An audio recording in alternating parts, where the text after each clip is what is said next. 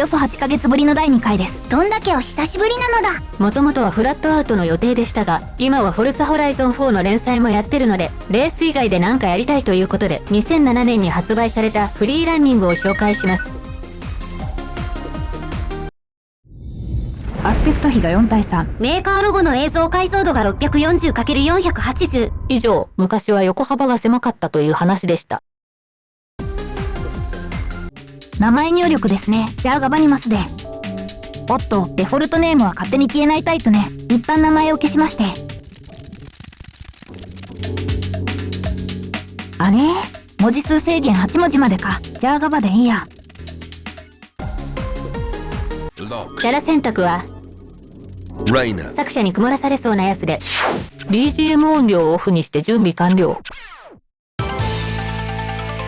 パルクール初心者はまずアマチュアトレーニングで。 Hey there. My name is 話が長いのでカットしよう。この青いのがイベントのようです。最初は基本的な移動です。やや蛇行してますが仕様です。アナログスティックの感度が良すぎる。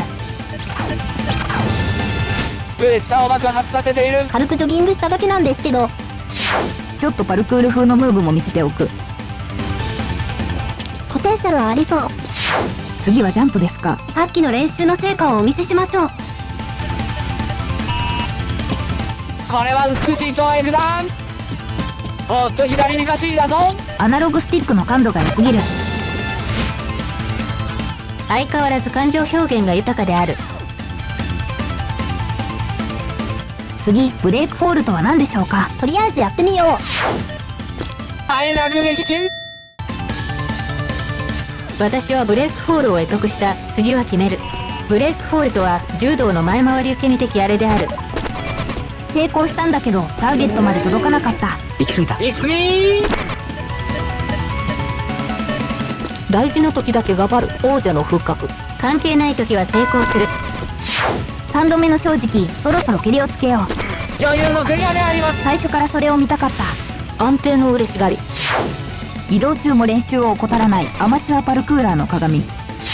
次は障害物を飛び越えるやつですね。急に簡単になりすぎじゃね。これぐらいのことで完全勝利してるドットユニコーン。次は谷越えジャンプといったところか。まっすぐ移動できないから意外とむずいぞ。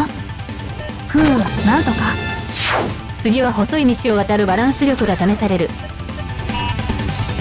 ゲーム特有のキモいムーブ。ちなみに裏ルートでもクリア扱いになります。掟破りのジャンプであります。対岸にたどり着き折り返していく。そんなのありかよ。ありみたいです。ちなみに一度床に落ちても問題ありません。制限時間以内なら何でもありですか。とうとうバティカルウォールランの出番です。壁を蹴ってジャンプするやつね。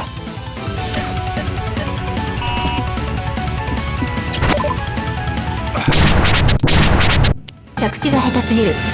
着地に失敗してもターゲットに触れたらクリア扱い。ブレイクフォールと組み合わせたらどうだろう。うまくいきました。最後はクライム。サスケのクリフハンガーみたい。指の力が試される。あっと謎の転落。飛び移り要素が多すぎる。これがアマチュア？そうか、壁があるから足も使えるんだ。スポーツクライミングに近いかもしれませんね。これで最後のターゲットを残すのに一度上に戻って飛び移るか。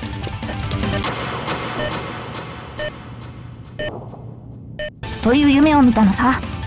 正解は矢印に従うことだったのです。この鉄骨も使えます。壁に固執してると気づきにくい。ということで完全制覇しました。まだアマチュアなので凄技って感じでもなかった。もし次回があるならプロトレーニングをやってみたい。この動画の反響次第ですね。第3回はフラットアウトかなと思います。予定は未定ですが、今回の動画は以上です。また次の動画でお会いしましょう。